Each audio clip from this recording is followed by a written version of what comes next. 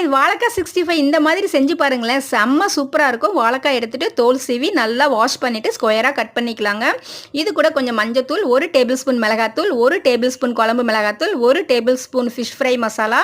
இது கடையிலே கிடைக்குங்க, நம்ம வாங்கிக்கலாம். இது கூட தேவையான அளவு உப்பு போட்டு நல்லா மிக்ஸ் பண்ணி 1 நிமிஷம் அப்படியே வச்சிடலாங்க. இப்போது அடிகனமான வானலியை வச்சு 2 டேபிள் ஸ்பூன் ஆயில் போட்டால் போதும். ஆயில் ஜாஸ்தி எடுக்க வேண்டாம். இது நல்லா சூடானதுக்கப்புறம் வாழைக்காயை சேர்த்துக்கலாம்.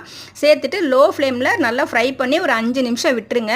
அது நல்லா ரோஸ்ட் ஆகும். மூடி போட வேண்டாம். இந்த சமயத்தில் 2 கருவேப்பிலை இது கூட சேர்த்துக்கலாங்க. சேர்த்துட்டு 2 நிமிஷம் நல்லா ஃப்ரை பண்ணிவிட்டு 1 டேபிள் ஸ்பூன் கார்ன்ஃப்ளவர் சேர்த்துக்கலாம். இது நல்லா உங்களுக்கு ஒரு கிறிஸ்பி கொடுக்கும். நல்லா டேஸ்ட்டாக இருக்கும். ஒன்றோட ஒன்று ஒட்டாமல் வருங்க.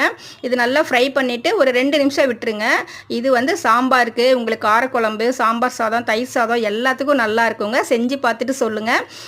நம்ம சேனலை சப்ஸ்கிரைப் பண்ணாதவங்க பண்ணிடுங்க. தேங்க்ஸ் ஃபார் வாட்சிங். Sign off Usha. பாய்.